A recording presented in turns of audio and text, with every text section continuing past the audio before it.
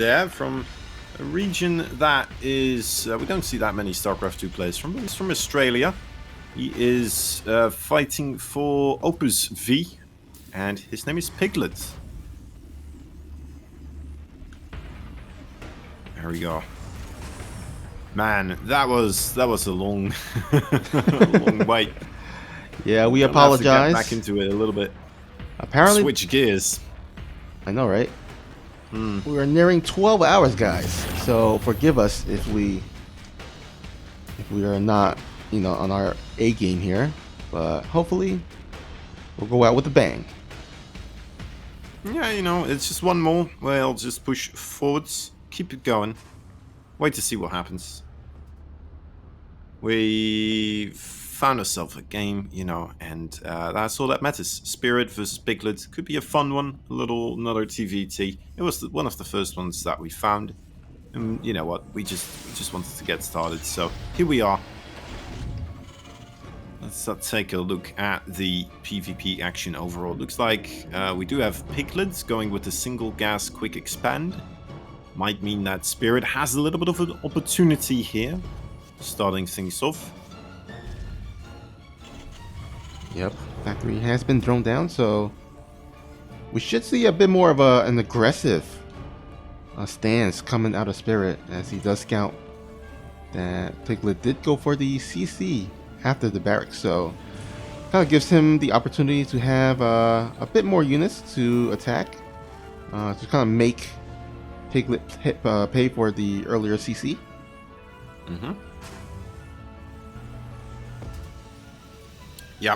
Yeah, it definitely could help with some of those quicker units. Ooh, already getting the first Reaper. Oh my god. Oh my goodness. Alright. I think Piglet's struggling with the time as well. It looks like. Yeah, we kind of forget a little bit but the players has been playing for a long time as well. So they're pretty much over it. They're like, let's get straight into it. The other maps are still starting. The others, and we're already in game 2. We waited all this time for a 2-minute series, mate. Oh man, that'd be something. Nah, we'll see. We'll see what happens. It'd be funny. It'd be a story to tell. To be fair, that was a horrible situation for him. He was not gonna that series. That game was over. Yeah. He was building a tech lab on his barracks. Is I think a reactor on his factory, maybe something like that. Yeah. No units coming out. 2 Reapers in your base. I mean, you're dead. Yeah, pretty much. All right. So Spirit 1-0, right? Yes. Okay. All right. Okay, guys, what could potentially be our last game of the day? We are here at Waterfall, and this guy here, he is up 1-0, looking to make it a quick 2-0 from Kazi Gaming. It is Spirit.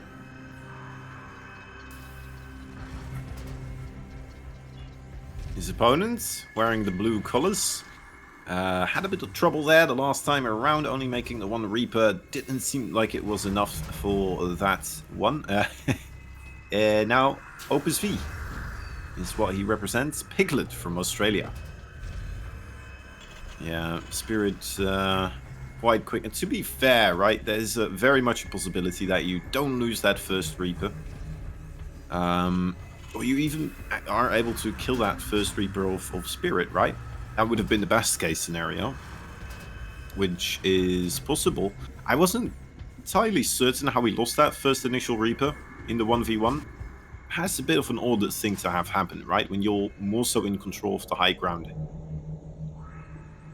Yeah, I mean, when I caught the tail end of the fight, so I wasn't sure how that fight initially happened, but it seems like Spirit just caught Piglet off guard. And Piglet allowed Spirit to kind of get into the high ground and kind of have the even ground at that point. So must have been like a move command for a moment or something like that, right? Or like a Reaper grenade getting hit, and then you can't shoot for a little bit as the other Reaper.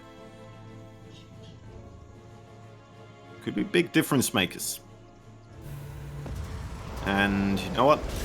I've lost plenty of ladder games like that. Just like that. It's like, oh, well, you have 2 Reapers here now. And I'm dead. Yeah, I was just about to say, like, this would be a horrible way to lose ladder. Because, you know, you're probably going to lose a lot of ladder points. Uh-huh. And so... I always do. Yeah.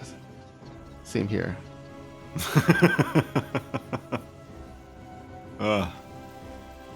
what we do. It's what we do, baby. A little bit of a Reaper. Is that a Reaper? Is that an SCV? What's on the other side there? What was trying to get into that main base? It's running across the map again. What's that? What's running? There we go.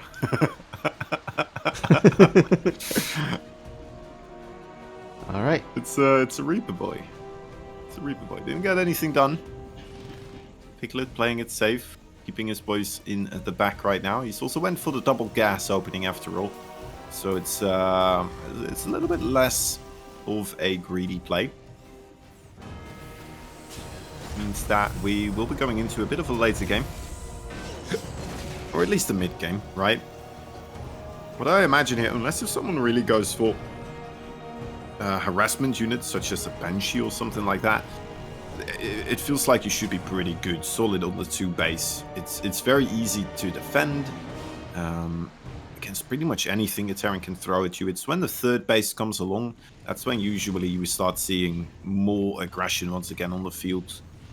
But Spirit kind of proving me wrong here, perhaps. Already starting to take up position on the other side of the field. There's the Cyclone here, Marines. Reaper nades landing pretty nicely. Yeah, that is just so easily to defend, right? On top of that ramp, you have your production quite close. Yeah, and that Cyclone making a huge difference. I mean, Cyclone's one of those units that is just overall good in the early game. It's quite versatile. It deals some significant damage. Has long range. And, yeah, it looks kind of menacing. For sure. Yeah, it's like the Terran's Queen, you know? Bit of a defending unit. You kind of get 1 or 2 at the start to kind of defend the drops. Well, I guess you get more queens later down the line. The analogy breaks down after a little bit, right? If you look too far into it, but on the surface, there's some similarities there. With a mine drop with quite a few Marines starting to enter the mineral line there of Piglets, a single Reaper immediately intercepted by a Cyclone. Gonna get a lot of damage for SCV so far. That is all survivable. Matter of fact, getting sniped off here. Is it? No, it's still alive. Oh, into the natural base. Oh, this could start adding up right now. It's still okay, I would say. If he gets all those Marines, that'd be pretty good. The Cyclone. Oh, the Cyclone gets the Raven. I like this for Spirit. Yeah, let's take a look at the units lost here. Yeah, a bit more lost for Piglet, so looks like Spirit definitely had the better end of that trade. Not by a lot, but by a small amount. Yeah, has more SCVs now as well. He's just, you know, in a better position to start up that 3rd base first and foremost. And then it's going to be easier for him now with this slight economic lead and, you know, perhaps as well army supply with the extra Raven and stuff. He's going to be able to put this contain up, right? And try to extend that lead that he just obtained. Oh, this is a daring play though. The siege tank up in front of the Cyclone quite quickly, trying to minimize the damage output there. Does pretty well. Piglet holds this off pretty convincingly.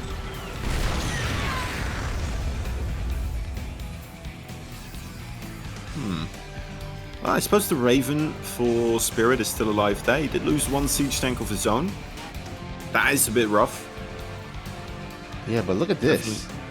Piglet actually going for mech play here as he's throwing down 2 factories. Right. So yeah, looks like gonna have ourselves a little bit of mech play in this TVT here. Not bad, not bad. Spirit bringing over more and more tanks. Gonna start sending over those Vikings as well, I imagine. trying to maintain this foothold here. The attack for Piglet is coming out with quite a bit of ferocity.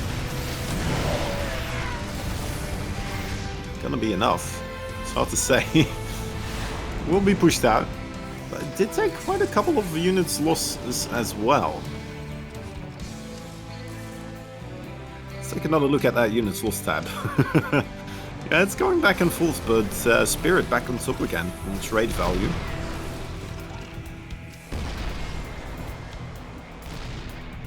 +1/+1 also could be quite nice once that kicks in here. Ooh, loses a Raven though.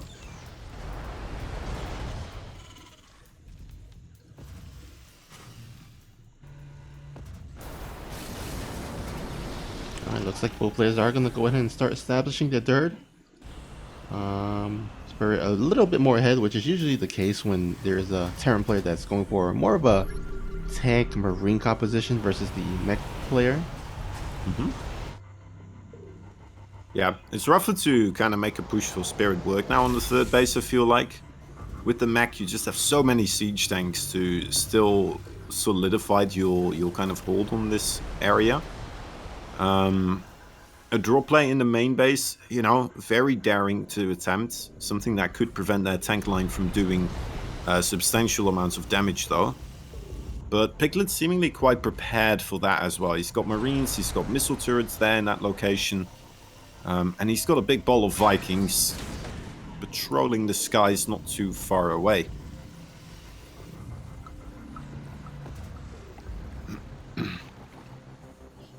Now the sensor towers again. Yeah, with a map like this that is more narrower, I would expect that both players won't be spamming a lot of sensor towers. You basically need only like 2 or at most 3 to cover. Yeah, pretty much, you know, the whole map there. It's kind of funny seeing both first sensor towers put down, touching each other on the map already, you know, from opposing sides. Overlapping. Yeah, it looks like one of those graphs where you have the opposites on one end, and then like right in the middle when they overlap, you have the similarities. Oh, here we go. Looks like Spirit's gonna catch one of the tanks chilling at the edge of the base. Gotta be careful.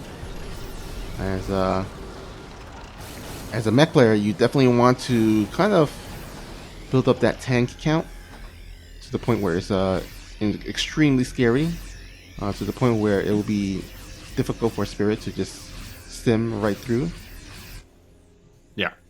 Yeah, well, there's just so much DPS. The bio units are running in, but they won't be able to reach the tanks really, right? They just explode before they do.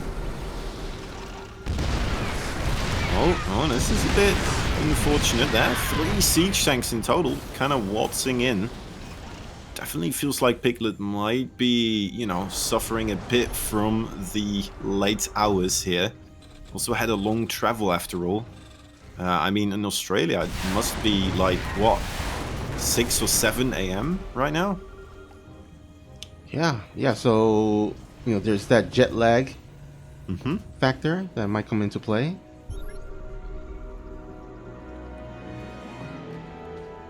Quite severely so, yeah, I would say. And Spirit doing the correct thing. I mean, he's currently containing Piglet, not allowing him to mass expand. The thing about a player going for mech, they get a lot of minerals left over, which they can use to make a lot of orbitals. But you know, as the player that's going for mainly tanks and marines and marauders, you just want to, you know, limit the amount of bases that the mech player is going for, and then just mass expand yourself. As you do see, Spirit pretty much has almost the entire half of his side. There's still one more base there at the 9 o'clock that he can take, as well as maybe even the lower ground on the right side. But this is a map that has very limited amount of bases, so every base that you can kind of mine from is going to be really well served as the game goes on. And here we go. Looks like Spirit is smelling blood in the water. We'll take the majority of these tanks, and I think he might actually break it. Yes, he will. That's a really good fight. That might be it again. Still has the siege tanks on the left flank, not even participating in the fight, but it was enough. Spirit making it short but sweet, taking the victory over